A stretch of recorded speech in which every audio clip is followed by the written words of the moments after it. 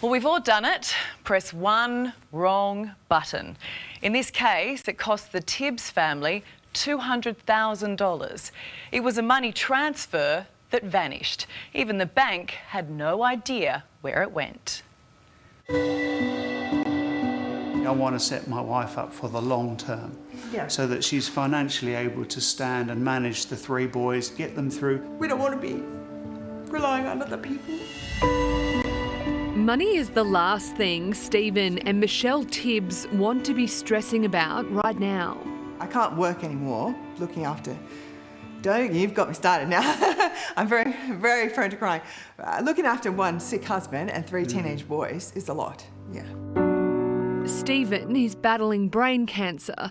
Diagnosed at the start of the year, he was the main income maker for the family, but hasn't been able to work since. Steve, what's the prognosis that the doctors have given you? It is very serious, and it's a grade 4, which is the highest grade for a cancer. It has been confirmed that it is widely spread in the area of the left-hand half of my brain. The couple decided to cash out Stephen's pension in the UK. The money would help pay off their mortgage and give them precious time together with their sons. I feel like I'm two people. I'm the guy before the 2nd of February who lived a normal life, and I had 30 years ahead of me. Now I feel like a second person who's only got a much, much more limited time.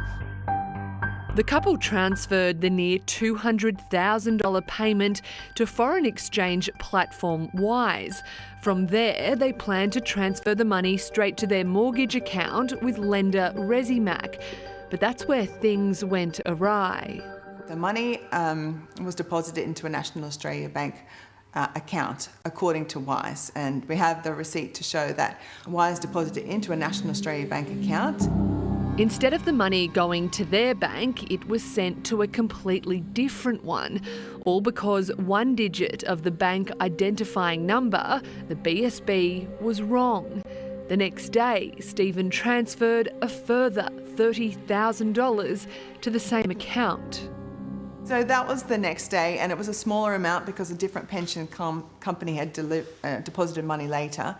And so Steve had used exactly the same details that was already in the Wise account to transfer the money. Now that money bounced back on the Monday. That's when Stephen and Michelle realised the error. While the smaller amount bounced back, the almost $200,000 appears to have disappeared. So you've basically lost $200,000? Correct. We have lost, yes, unless you guys can help us. With the Wise transfer confirming the money went to a NAB account, Michelle sprung into action. As soon as we realised that the money was not coming into our mortgage, we went straight down to the NAB branch where the money was supposed to be going into and spoke to the branch manager there. And unofficially, he told us that there was not an account number linked to that branch. The couple initiated a recall of the payment through Wise, but nearly 2 months on, they've heard nothing. Wise is apparently the only people that can help us, and as of Friday last week, they told us that the recall process had been taken 6 to 8 weeks, and they'd had no response from the National Australia Bank, so that was the end of the amount of time that they could help us. It can't just be closed book, we've tried our best. The money's got to be somewhere. Well, you would think so, wouldn't you? Michelle claims the NAB told her because she's not a customer with the bank, it can't help her either. But if that account doesn't exist and the banks are holding it in their suspending accounts, why can't they give it back? Now Michelle faces the prospect of not getting the money back and being down to one income. I don't want to work more necessarily because I want to spend time with Steve, but I could work more. I could work 2 jobs and all the rest of it. In a statement, Wise confirmed while the second transfer of $30,000 bounced back, it couldn't explain how the couple's first payment went missing. It's not their money.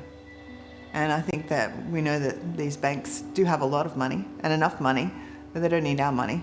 And the sooner we solve this, the sooner we can get on to some quality time, husband and wife and children. And they deserve that quality time. Guess what? We've got some very good news. Since we got involved, the NAB has managed to track down Stephen's missing money and it's been transferred to the correct account. It is a huge relief for the family, and the bank has admitted its processes weren't up to scratch and has vowed to do better in the future.